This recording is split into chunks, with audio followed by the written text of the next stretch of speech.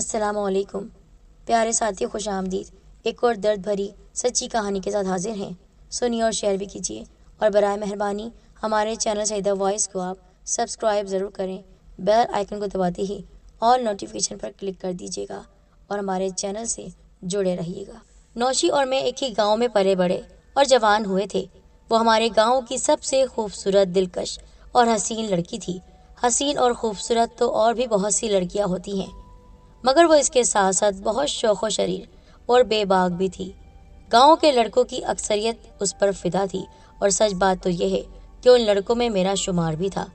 اس کی صورت ایسی نہیں تھی کہ ایک بار دیکھنے کے بعد نظر انداز کر دی جاتی، بلکہ وہ تو ایسی تھی کہ جس نے بھی ایک بار دیکھا اس کا چین و قرار لٹ گیا۔ وہ ہمارے گاؤں کے بابا فرید کی بیٹی تھی۔ بابا فرید بہت خوبصورت اور خوب سیرت انسان تھے، مگر افسوس کے ایک حادثے میں اپنی آنکھوں سے ہاتھ دھو بیٹھے۔ ان کی بیوی ایک سیدھی سادی خاتون تھی۔ ان کے صرف 2 اولادیں تھیں، ایک نوشی اور دوسرا اس کا بھائی ندیم۔ ندیم نوشی سے 7 سال اور مجھ سے 2 سال بڑا تھا۔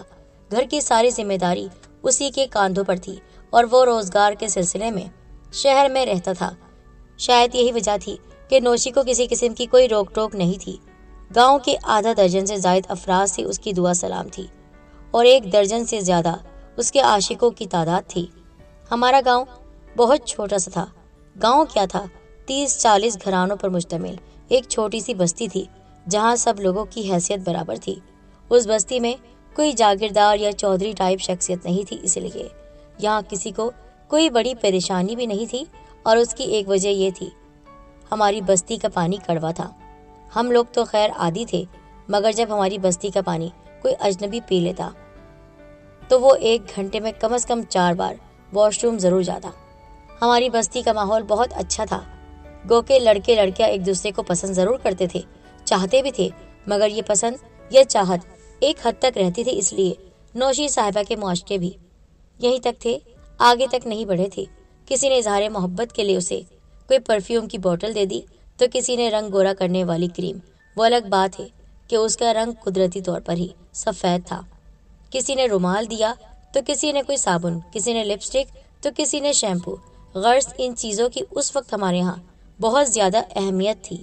لوگ یہ معمولی مگر ضرورت کی چیزیں دے کر سمجھتے تھے کہ انہوں نے اظہار محبت کے ساتھ ساتھ اپنی محبت کی قیمت بھی ادا کر دی، اور اب ان کا اپنے محبوب پر مکمل حق ہے۔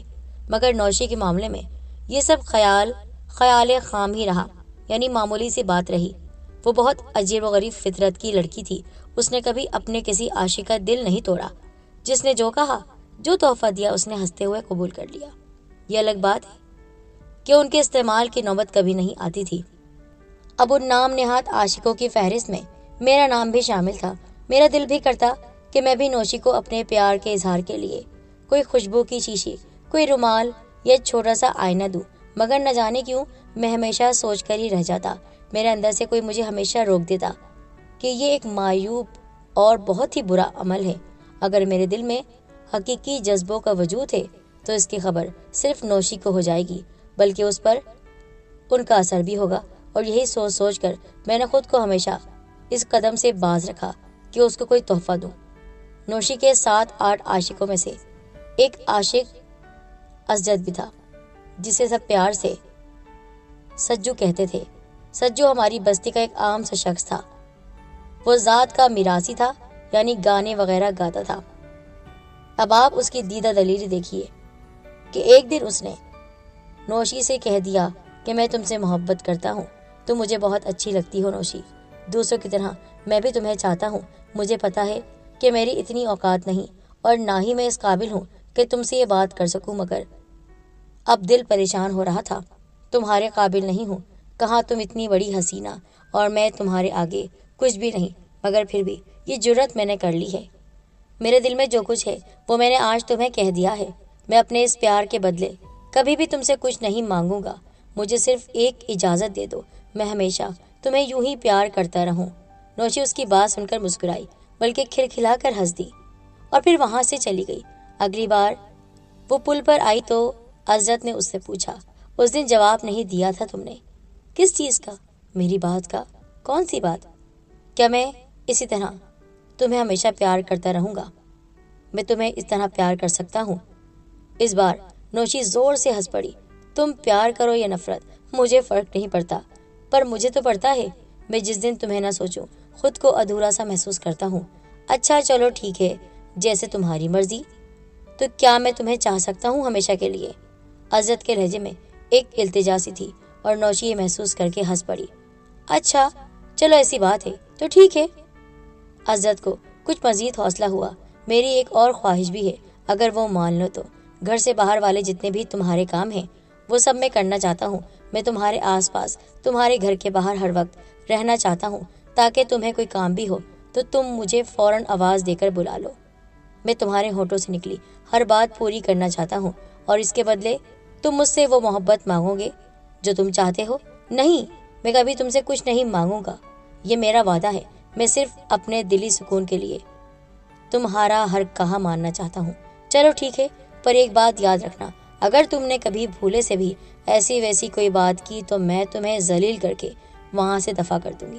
مجھے منظور ہے، پر ایسا کبھی نہیں ہوگا۔ اس کے لہجے میں ایک انجانی سی خوشی تھی، اور اس دن سے ہم نے نوٹ کیا کہ عزت غیر محسوس طریقے سے نہ صرف نوشی کے گھر کے آس پاس رہنے لگا بلکہ اس کے کام بھی آنے لگا۔ نوشی کے گھر میں ایک بھینس اور 2 بکریاں تھیں۔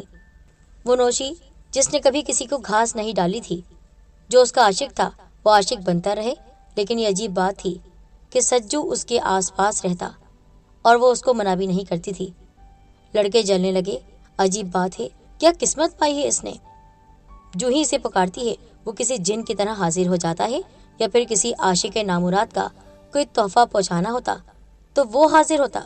اس دوران اس نے اپنی دکان کھولنے کے اوقات بہت مختصر کر دیے تھے، صرف 1 گھنٹہ صبح اور 1 گھنٹہ شام، اور اس کے بعد وہ سارا دن نوشی کے گھر کے آس پاس ہوتا۔ انہی دنوں حاجی شفیق کا لڑکا، جو بستی کا پہلا لڑکا تھا جس نے کالج میں تعلیم حاصل کی تھی اور شہر میں سرکاری نوکری حاصل کرنے میں کامیاب رہا تھا، گھر لوٹا تھا۔ نوکری پانے کی خوشی میں اس کے ہاتھوں میں لڈو کا ایک کافی بڑا شاپر تھا، اور گاؤں کے لوگوں کے لیے چھوٹے موٹے کئی تحفے تھے۔ نوشی کے چاہنے والوں میں وہ بھی شامل تھا۔ وہ اس کے لیے بھی ایک تحفہ لے کر آیا تھا۔ سب سے مہنگا اور قیمتی تحفہ وہ نوشی کے لیے ایک بہت خوبصورت لباس لایا تھا جو پورے 2000 کا تھا۔ وہ اتنی چمک دمک اور خوبصورتی والا لباس تھا کہ بس اسے نظروں کے سامنے رکھ کر دیکھتے رہنے کو جی چاہتا تھا، پہننے کو نہیں۔ عزت کے توسط سے وہ لباس نوشی تک پہنچ گیا، اور ایک پیغام بھی کہ وسیم اس سے ملنا چاہتا ہے تنہائی میں۔ نوشی نے سب کی طرح اس تحفے کو بھی قبول کر لیا، مگر ملنے والی بات ایک کان سے سن کر دوسرے کان سے اڑا دی۔ کچھ دن کے بعد وسیم کا پھر پیغام ملا، مجھ سے اکیلے میں کہیں ملو۔ نوشی نے اس بار بھی توجہ نہیں دی۔ نوشی کی اس بے پرواہی سے وہ کچھ زیادہ ہی تپ گیا۔ دوسروں کے چھوٹے موٹے تحائف کی بات الگ تھی، مگر اس نے تو پورے 2000 کا تحفہ دیا تھا اسے۔ نوشی نے پھر بھی اسے لفٹ نہیں کرائی۔ اگر وہ سوٹ کسی اور عورت یا لڑکی کو ملا ہوتا تو وہ شاید اپنا پورا وجود ہی اسے سونپ دیتی ایک رات کے لیے، اور اگر وہ چاہتا تو ہر رات اس کی ہوتی۔ اور یہ ایک نوشی تھی کہ ایک دن وسیم نے اسے بیچ راستے میں پکڑ لیا۔ سنو، مانا کہ بہت سونے ہو، مگر اتنی بھی بے نیازی اچھی نہیں ہوتی۔ کچھ ہمارا بھی خیال کر لو سونیو، ہم نے آخر اتنا قیمتی تحفہ دیا ہے جی، زیادہ نہیں تو ایک بار شکریہ ہی ادا کرو۔ بہت بہت شکریہ اتنا قیمتی تحفہ دینے کا۔ ارے ایسا نہیں بھائی، تو پھر کیسے؟ جب وسیم نے اپنا کیسے والا شکریہ اسے بتایا تو نوشی کے تن بدن میں آگ لگ گئی۔ اب اگر ایک لفظ بھی کہا تو تمہارا وہ حال کروں گی کہ کسی کو منہ دکھانے کے قابل نہیں رہو گے۔ اب ایک طرف ہٹو، تمہارا سوٹ تمہیں مل جائے گا۔ گھر جاتے ہی اس نے سجو کے ہاتھ وہ لباس وسیم کو واپس بھجوا دیا، اور سجو کے پوچھنے پر اسے وجہ بھی بتا دی۔ سجو لباس لے کر گیا اور 1 گھنٹے کے بعد ہی واپس آ گیا۔ وہی لباس اس کے ہاتھوں میں تھا۔ لباس پر نظر پڑتے ہی نوشی نے اس کو عجیب سی نظروں سے دیکھا۔ میں نے کہا تھا نا کہ یہ لباس اس گھٹیا انسان کو دے کر آنا، واپس مت لانا۔ پھر کیوں لے کر آئے؟ اب اس لباس کا مالک وہ نہیں بلکہ میں ہوں۔ مطلب میں نے اس لباس کی قیمت اسے ادا کر دی ہے، اور اب یہ میں تمہارے لیے لے کر آیا ہوں۔ کیا اس لباس کی قیمت ادا کی ہے؟ اتنا مہنگا سوٹ، اتنے پیسے کہاں سے آئے تمہارے پاس؟ میں نے اپنی دکان بیچ دی۔ کیا کہہ رہے ہو؟ اپنی دکان بیچ دی؟ بے وقوف انسان، کماؤ گے کیا؟ کھاؤ گے کہاں سے؟ اللہ ہے نا، وہ کسی کو بھوکا نہیں مرنے دیتا۔ میں ساری عمر تمہارے گھر کا نوکر بن کر رہوں گا، مجھے 2 وقت کا کھانا بھی نہیں ملے گا یہاں سے۔ اف میرے خدا، اب میں کیا کہوں تم سے؟ میں یہ لباس نہیں رکھ سکتی۔ اچانک سجو کی آنکھوں میں ایک التجا سی آ گئی۔ نوشی کے لیے اس سے نظریں چرانا مشکل ہو گیا۔ اچھا دو، رکھ لیتی ہوں میں۔ نوشی نے ایک گہری سانس لی۔ سجو نے لباس کے ساتھ کچھ پیسے بھی اس کی طرف بڑھائے۔ ارے اب یہ پیسے، یہ کیا ہے؟ میں نے 5,000 میں اپنی دکان بیچی ہے، یہ 3,000 بچ گئے ہیں، یہ بھی تم رکھ لو، کسی کام آ جائیں گے، میں ہاتھ بھی نہیں لگاؤں گی انہیں۔ اچھا امانت سمجھ کر رکھ لو، ضرورت پڑے گی تو لے لوں گا۔ نوشی نے گہری سانس لے کر وہ پیسے رکھ لیے۔ اس واقعے کے 2 دن کے بعد وسیم اور اس کے کچھ ساتھیوں نے نوشی کو اکیلا پا کر گھیر لیا۔ وسیم ٹیڑھی انگلیوں سے گھی نکالنا چاہتا تھا۔ ان کے ارادے بہت خراب تھے۔ اس سے پہلے کہ وہ نوشی کو کسی غلط ارادے سے ہاتھ لگاتے، اچانک وہاں پر نہ جانے کہاں سے سجو آ گیا۔ سجو اور ان میں پہلے تو تکرار ہوئی اور پھر ہاتھا پائی۔ نوشی اس موقع سے فائدہ اٹھا کر فوراً گھر بھاگ گئی۔ اگلے دن پتہ چلا کہ اس لڑائی جھگڑے میں سجو کا سر پھٹ گیا۔ اس نے خود ہی کہیں سے پٹی کرا لی تھی۔ وسیم اور اس کا ساتھی اچھے خاصے زخمی ہوئے تھے اور ایک بازو ٹوٹ گیا تھا۔ وسیم اور اس کے ساتھی بدنامی کے ڈر سے اور بات بڑھنے کے خوف سے عارضی طور پر یعنی وقتی طور پر گاؤں سے فرار ہو گئے۔ سجو 3 دن بعد اس دن نوشی سے ملا جس دن اس کے سر سے پٹی اتر چکی تھی۔ ان سب باتوں میں سے کچھ باتیں مجھے خود معلوم ہوئی تھی اور کچھ مجھے نوشی نے بتائی تھی۔ ان واقعات کے 2 دن کے بعد سجو مجھ سے ملا اور اس نے مجھے نوشی کا ایک پیغام دیا۔ اس نے جو پیغام دیا اس پیغام نے مجھے حیران کر ڈالا۔ سجو نے مجھے بتایا نوشی مجھ سے پیار کرتی ہے اور کل دوپہر کو شاہ کے کھیتوں میں مجھ سے ملنا چاہتی ہے۔ یہ میرے لیے یقین نہ کرنے والی ایک حیران کن بات تھی۔ آج تک کسی کو نوشی نے ایسا پیغام نہیں بھیجا تھا۔ اگرچہ میں اسے چاہتا تھا مگر میں نے آج تک اس کے سامنے اپنی چاہت کا اظہار نہیں کیا تھا، اور میں کبھی اندازہ بھی نہیں کر سکا تھا کہ وہ بھی مجھ سے پیار کرتی ہے اور کل دوپہر کو شاہ صاحب کے کھیتوں میں مجھ سے ملنا چاہتی ہے۔ سجو مجھے یہ پیغام دے کر رخصت ہو گیا اور دوسرے دن صبح سویرے ہی اطلاع ملی کہ سجو نے خودکشی کر لی۔ یہ اطلاع صرف میرے لیے ہی نہیں بستی کے تمام افراد کے لیے بھی حیران کن تھی کہ سجو نے خودکشی کر لی ہے۔ وہ تو ایک سیدھا سادہ اور بہت ہی ملنگ ٹائپ کا بندہ تھا، بہت ہسمکھ، خوش اخلاق، یاروں کا یار۔ گاؤں کا کوئی فرد بھی یہ گتھی سلجھا نہ سکا کہ اس نے یہ قدم کیوں اٹھایا۔ اس کی موت پر ہر آنکھ اشبار تھی اور ہر گھر سوگوار۔ سب نے اس کی آخری رسومات ادا کی اور اسے اس کی آخری آرام گاہ تک چھوڑ آئے۔ سجو کی خودکشی کی وجہ مجھے اس دن معلوم ہوئی جس دن نوشی مجھ سے ملی تھی۔ اس نے سسکتے ہوئے کہا، بلکہ بڑبڑا رہی تھی، ہائے یہ تم نے کیا کر دیا سجو، یہ تم نے کیا کر دیا؟ کاش میں نے تمہاری بات مان لی ہوتی۔ میں تمہاری مجرم ہوں، میں تمہاری قاتل ہوں، اللہ مجھے کبھی معاف نہیں کرے گا۔ وہ اس دن پہلی بار میرے سینے سے لگی تھی۔ میرے دل میں پھول سے کھل اٹھے، مگر وہ جس طرح روتے ہوئے سسک رہی تھی اور سجو کی بات کر رہی تھی اس سے میں بے چین ہو گیا۔ میں نے اسے ہمیشہ ہنستے مسکراتے ہوئے دیکھا تھا، اس حالت میں کبھی نہیں دیکھا تھا۔ میں نے اسے سنبھالنے کی کوشش کی۔ یہ کیا ہو گیا ہے تمہیں؟ یہ کیسی باتیں کر رہی ہو تم؟ کیوں سجو کی موت کا الزام اپنے سر لے رہی ہو؟ میری بات سن کر وہ اور بھی شدت سے رونے لگی۔ مجھے اندازہ ہو گیا کہ اس کے سینے پر کوئی بوجھ ہے اور یہ بوجھ صرف رونے سے ہی کم ہو سکتا ہے۔ اس بار میں نے اسے چپ کرانے کی کوشش نہیں کی، چپ چاپ رونے دیا۔ کچھ دیر تک وہ شدت جذبات سے روتی رہی، پھر اس کے رونے میں کمی آ گئی۔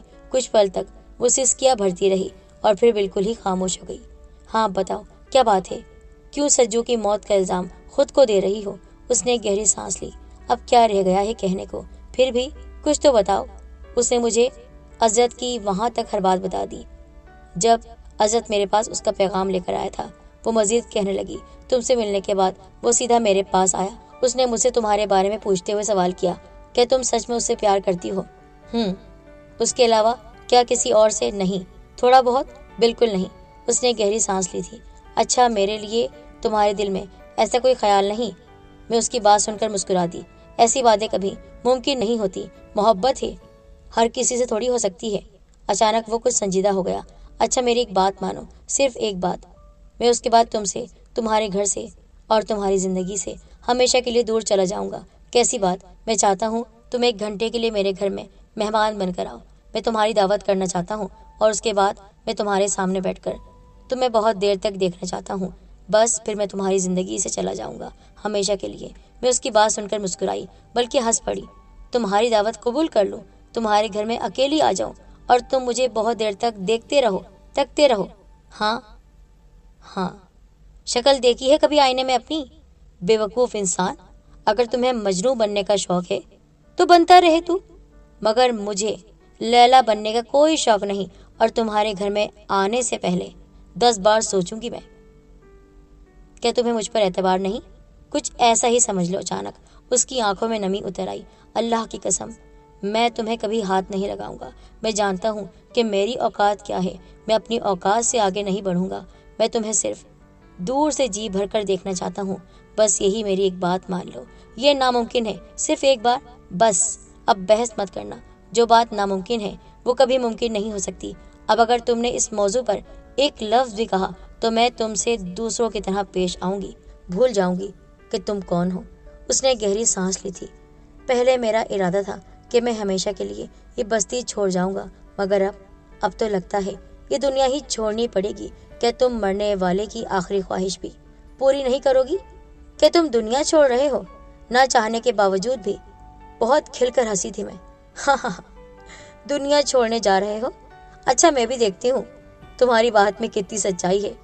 اسے مذاق مت سمجھنا، میں بہت سنجیدہ ہوں۔ میں سچ میں کل کچھ کر گزروں گا۔ ٹھیک ہے، میں انتظار کروں گی۔ اس نے مجھے نہایت حسرت بھری نگاہ سے دیکھا تھا، اور میں اب سوچتی ہوں تو دل خون خون روتا ہے۔ کیسی اذیت اور دکھ بھری آنکھیں تھیں اس کی۔ اس نے جاتے ہوئے کہا تھا، میں صرف اس امید پر تمہارے ساتھ لگا ہوا تھا کہ شاید کسی نہ کسی دن میں اپنے خلوص سے تمہارے دل میں جگہ بنانے میں کامیاب ہو جاؤں، مگر افسوس، میرا سارا خلوص بیکار گیا۔ اس کے بعد وہ بغیر ایک لفظ کہے وہاں سے چلا گیا، اور اس سے اگلے دن وہ ایک بار پھر پھوٹ پھوٹ کر رونے لگی۔ کاش مجھے پتا ہوتا کہ وہ سچ کہہ رہا ہے تو شاید میں اس کی بات مان لیتی۔ کیا کچھ نہیں کیا تھا اس نے میرے لیے، اور ایک میں تھی بے حس، خود غرض۔ اس کے آنسو ایک بار پھر روا ہو گئے۔ میرے پاس کہنے کو کچھ نہیں تھا، اور پھر میں کہتا بھی تو کیا؟ وہ ہماری پہلی ملاقات تھی، اور پہلی ملاقات بےحد افسردہ اور سوگوار رہی۔ ہم دونوں بوجھل دل کے ساتھ ایک دوسرے سے رخصت ہوئے۔ دوسری ملاقات ہماری 1 ہفتے بعد ہوئی، اور تیسری اس سے 1 ہفتے بعد۔ ہماری ابتدائی ملاقاتیں کچھ افسردہ سی رہیں۔ ہماری باتوں میں زیادہ تر ذکر سجو کا ہی ہوتا۔ ہم ہفتہ 15 دنوں میں ملتے رہتے تھے۔ وقت گزرتا رہا، اور پھر اتنا وقت گزرا کہ جس نے عزت کی یاد یکسر ہمارے دل سے مٹا دی۔ سچ کہتے ہیں مرنے والے کے ساتھ کوئی مرتا نہیں ہے۔ اس دوران میں اور نوشی کافی حد تک بے تکلف ہو گئے۔ ہم دونوں ایک دوسرے کو چاہتے تھے، پیار کرتے تھے، مگر ہمارا یہ پیار ایک حد تک ہی رہتا، اور ہم دونوں نے کبھی اس حد کو توڑنے کی کوشش نہیں کی۔ ایک دن میں نے اس سے کہا، ہم آخر کب تک یوں چھپ چھپ کر ملتے رہیں گے؟ میں چاہتا ہوں کہ ہم دونوں اب ایک ہو جائیں، شادی کر لیں۔ اگر تم کہو تو میں اپنے گھر والوں کو تمہارے گھر بھیجوں۔ میری بات سن کر وہ کھلکھلا کر ہنس پڑی۔ ہنستی بہت تھی وہ۔ شادی اور تم سے؟ پاگل تو نہیں ہو گئے تم؟ مجھے اس کی بات سن کر بےحد حیرت ہوئی۔ اس میں پاگلوں والی کیا بات ہے؟ وہ مسکراتے ہوئے سنجیدہ ہو گئی۔ تم اچھی طرح جانتے ہو کہ میں نے شادی کے بارے میں کیسے خواب دیکھ رکھے ہیں، اس کے باوجود تم ایسی بات کر رہے ہو۔ دیکھو، برا مت ماننا، تم مجھے وہ سب نہیں دے سکتے جو میں چاہتی ہوں۔ بنگلہ، گاڑی، بینک بیلنس، نوکر چاکر، میں نے بڑے بڑے خواب دیکھ رکھے ہیں، اور مجھے ان کی تعبیر ہر حال میں حاصل کرنی ہے۔ میں ایک غربت زدہ ماحول سے نکل کر ویسے ماحول میں نہیں جانا چاہتی۔ پر تمہیں اتنا پتا ہے کہ کچھ لوگ ایسے ہوتے ہیں جن کو یہ سب بھی مل جائے، یہ سب پا کر وہ خوش نہیں ہوتے، اور کچھ نہ پا کر وہ خوش رہتے ہیں۔ میں تمہیں خوش رکھوں گا اپنے پیار کی چھاؤں میں، کسی قسم کی کوئی کمی نہیں آنے دوں گا، کسی شے کی بھی۔ اس کے باوجود میں اپنے ارادے پر قائم ہوں۔ میں اپنا فیصلہ نہیں بدل سکتی۔ مجھے تم سے شادی نہیں کرنی۔ ہاں، بس تم سے محبت ہو گئی۔ لیکن مجھے یہ بتاؤ، محبت میں کیا حد سے آگے بڑھنا چاہتی تھی لیکن نہیں بڑھی نا؟ بس اس کا مطلب یہ ہوا کہ تم سے شادی نہیں کر سکتی۔ تو پھر وہ سب کیا تھا؟ اس کا مطلب ہے تم مجھ سے شادی نہیں کرنا چاہتی۔ ارے نہیں بھائی، وقتی طور پر تمہارے ساتھ دوستی کی، اچھا لگا، اچھا وقت گزرا، بے تکلف ہو گئے، اچھے دوست بن گئے، مگر اس کا مطلب یہ نہیں کہ تمہیں اپنا شوہر بنا لوں۔ کیا یہ تمہارا آخری فیصلہ ہے؟ ہاں، بالکل آخری اور اٹل فیصلہ۔ میں چپ چاپ وہاں سے واپس آ گیا، اور کئی دنوں تک اس سے نہیں ملا۔ جب اس کی میرے ساتھ ایک ہونے کی خواہش ہی نہیں تھی تو پھر اس سے ملنے کا کیا فائدہ؟ مجھے اس کے 1-2 پیغام بھی ملے کہ میں اس سے ملوں، مگر میں اس سے کنارہ کشی ہی اختیار کیے رہا۔ میں اسے احساس دلانا چاہتا تھا کہ جب کچھ دنوں کی جدائی گوارا نہیں ہو رہی تو ہمیشہ کی جدائی کیسے گوارا ہوگی۔ انہی دنوں اڑتی اڑتی خبر ملی کہ اس کے رشتے کی کہیں بات چل رہی ہے۔ اس دوران پھر مجھے اس کے 2-3 پیغام ملے کہ میں اسے لازمی ملوں، ورنہ وہ کچھ کر گزرے گی۔ ہمیں ملے 1 ماہ سے زیادہ عرصہ ہو گیا۔ میرا دل بھی اب اس سے ملنے کے لیے بے قرار ہو رہا تھا۔ میں نے اس سے ملنے کا ارادہ کر لیا۔ ہم کئی روز کے بعد بچھڑے ہوئے ملے تو بے قرار وجود میں قرار اترتا چلا گیا۔ کئی دن کی پیاس تھی، من میں بجھتی رہی، اور پھر نوشی نے اس مقرر کی ہوئی حد کو توڑنے کی کوشش کی جو ہم دونوں نے اپنے درمیان طے کی تھی۔ یہ کیا کر رہی ہو؟ پیار کر رہی ہوں۔ یہ پیار ہے، یہ غلط ہے۔ کچھ غلط نہیں، آج مجھے مت روکو۔ پتہ نہیں آج کے بعد پھر کبھی ہم ملیں یا نہ ملیں، یہ ملن پھر ہو یا نہ ہو۔ تمہیں پتہ ہے میری منگنی ہو گئی ہے، 10 دن بعد میری شادی ہے۔ کیا کہہ رہی ہو؟ میں حیرت سے چلایا، اور اس کے ساتھ ہی میں نے اس کے ہاتھ تھام لیے۔ کس سے؟ اس سے جس کے میں نے خواب دیکھے تھے۔ وہ ہمارا دور پرے کا رشتہ دار ہے، ماں باپ بہن بھائی کوئی نہیں ہے، اکیلا ہے، فرانس میں رہتا ہے اور بہت پیسے کما رہا ہے، بنگلہ گاڑی نوکر چاکر سب کچھ ہے۔ اف، اللہ نے میری سن لی، مجھے وہ سب کچھ مل رہا ہے جو میں نے چاہا تھا۔ میں اتنی خوش ہوں کہ بتا نہیں سکتی۔ میرے دل میں کوئی نوکدار چیز پوری قوت سے چبھی۔ وہ خوش تھی مگر میرا دل اندر سے ذروں میں تبدیل ہو رہا تھا۔ اچانک میرے دل میں زمانے بھر کی اذیت سمٹ آئی۔ تم جانتی ہو کہ میں تمہارے بغیر زندہ نہیں رہ سکوں گا۔ کوئی کسی کے لیے نہیں مرتا ہے، اگر ایسا ہوتا تو سجو۔ اس نے تڑپ کر میرے ہونٹوں پر اپنا ہاتھ رکھ دیا۔ اللہ کے لیے ایسی باتیں مت کرو، میں خوش ہوں، میری خوشی برباد مت کرو۔ اگر تم مجھے خوش دیکھنا چاہتے ہو تو بس خاموش ہو جاؤ اور اب اس موضوع پر ایک لفظ بھی نہیں کرنا۔ بس مجھے ٹوٹ کر پیار کرو اور کرنے دو ایسا پیار جو ہمیشہ میرے دل میں رہے، میری روح میں بسا رہے۔ اور پھر اچانک ایک کلی میرے ہونٹوں سے آ لگی، پر میرا دل اندر سے بوجھل ہو چکا تھا۔ میں نے اسے روک دیا۔ اب تو اتنا پیار بھی نہیں ہوگا مجھ سے جتنا ہم پہلے کرتے تھے۔ میں صرف یہ جان کر اور اس امید پر تمہیں پیار کرتا تھا کہ ایک نہ ایک دن تم میری بنو گی، میری بیوی۔ مگر اب جبکہ تم نے کسی اور کا ہونے کا فیصلہ کر ہی لیا ہے تو میں تمہیں ہاتھ بھی نہیں لگاؤں گا۔ اگر ہماری قسمت میں جدائی ہی لکھی ہے تو پھر جدائی ہی صحیح۔ میں نے نرمی سے اس سے اپنا آپ جدا کیا اور آنکھوں میں نمی لیے گھر لوٹ آیا۔ کئی دنوں تک میں بہت بجھا سا رہا، خاص کر اس دن جس دن نوشی ہمارے گاؤں سے ہمیشہ کے لیے رخصت ہوئی تھی۔ وہ چلی گئی اور اپنے پیچھے ایک ایسا خلا چھوڑ گئی جسے بھرنے کے لیے میں نے شہر کا رخ کیا۔ اور آج وہی نوشی میرے سامنے تھی۔ میری طرح اس نے بھی مجھے پہچان لیا، اور ایک دوسرے کو پہچان کر ہم دونوں ہی ایک پل کو سناٹے میں رہ گئے۔ نوشی کو وہاں دیکھ کر میرے دل میں اذیت کی ایک بہت ہی خطرناک لہر اٹھی۔ نوشی جس نے بہت اونچے خواب دیکھے تھے، جس نے بنگلہ گاڑی، بینک بیلنس اور نوکروں چاکروں کے خواب دیکھے تھے، اسے اپنے خوابوں کی یہ تعبیر ملی کہ وہ اس امیر ترین ملک کی سب سے گندی جگہ پر جسم فروشی کر رہی تھی۔ کیا یہی تھی اس کے خوابوں کی تعبیر، اس کی منزل، اس کی قسمت؟ میں جتنا چاہ رہا تھا کہ اس کے متعلق نہ سوچوں، اس کے انجام کی اتنی ہی تلخ اور پر اذیت سوچیں میرے ذہن میں آ رہی تھی۔ میں اپنی جگہ بے حس و حرکت تھا اور وہ اپنی جگہ، اور میرے پتھرائے ہوئے وجود سے لپٹ کر پھوٹ پھوٹ کر رونے لگی۔ اور میری نگاہوں میں وہ لمحہ ابھر آیا جب سجو، پہلی بار ذکر کرتے ہوئے سجو کا، وہ مجھ سے لپٹ کر رو رہی تھی۔ اس وقت اس کی جو حالت تھی وہی حالت اس وقت مجھے محسوس ہو رہی تھی، بے بسی، بے چارگی۔ وہ میرے وجود سے لپٹی، پوری شدت سے تڑپ تڑپ کر رو رہی تھی، اور میری سمجھ میں نہیں آ رہا تھا کہ میں خود بھی اس کے ساتھ پھوٹ پھوٹ کر رہوں یا اسے دلاسا دوں۔ میری آنکھوں میں بہت کچھ چبھ رہا تھا، مگر میں خود پر جبر کیے ہوئے تھا۔ خود کو پتھر کرنے کی یہ کوشش کہاں تک کامیاب ہو رہی تھی اس کا مجھے خود بھی نہیں پتا تھا۔ معلوم نہیں وہ ایک پل کا لمحہ تھا یا ایک صدی تھی جب ہم دونوں ایک دوسرے سے لگے دکھ کے سمندر میں غرق رہے۔ پتہ نہیں کب تک موسم نم رہا اور بارش ہوتی رہی، پھر بارش تھم گئی اور موسم صاف ہو گیا۔ ہم دونوں چپ چاپ ایک دوسرے کے روبرو ہو گئے۔ بہت دیر تک خاموشی کی چادر ہم دونوں کے درمیان تنی رہی، اور پھر میں نے ہی اسے چاک کرنے کی کوشش کی۔ تمہیں یہاں دیکھ کر میں جس اذیت سے گزر رہا ہوں وہ صرف میں جانتا ہوں، مگر مجھے یہ سمجھ نہیں آ رہا کہ تم یہاں کیسے پہنچی۔ تمہاری تو غالباً کسی رئیس آدمی سے شادی ہوئی تھی۔ بس یہ ساری قسمت کی بات ہے۔ اس نے ایک گہری سانس لی۔ میں جو دوسروں کے جذبات کے ساتھ کھیلتی رہی، تقدیر اس بار میرے ساتھ کھیل گئی۔ تم تو کسی ایسے شخص کے پاس بیاہ کر گئی تھی نا، جس کے پاس بہت دولت، بینک بیلنس، نوکر چاکر تھے۔ مگر افسوس ایسا کچھ نہیں تھا۔ گھر والوں نے میرے جس شخص کے ساتھ شادی کی وہ کوئی دولت مند شخص نہیں تھا، بلکہ فرانس کا ایک دلال تھا جو اپنے آپ کو بزنس مین کہتا تھا۔ اس کا تعلق ہمارے ملک سے تھا اور اس کا کام بھی یہی ہے کہ وہ وہاں کی بھولی بھالی لڑکیوں کو پھسلا کر اور ان کے ماں باپ کو جھوٹے سچے خواب دکھا کر یہاں لاتا ہے اور لا کر بیچ دیتا ہے۔ پھر اس سے شادی ضرور ہوئی تھی مگر اس نے کبھی مجھے ہاتھ نہیں لگایا۔ یہاں پہلے سے ہی ان لوگوں نے بات کر رکھی تھی۔ یہاں میں نے صرف پہلی رات تنہا گزاری، پھر میری کوئی رات کبھی تنہا نہیں گزری۔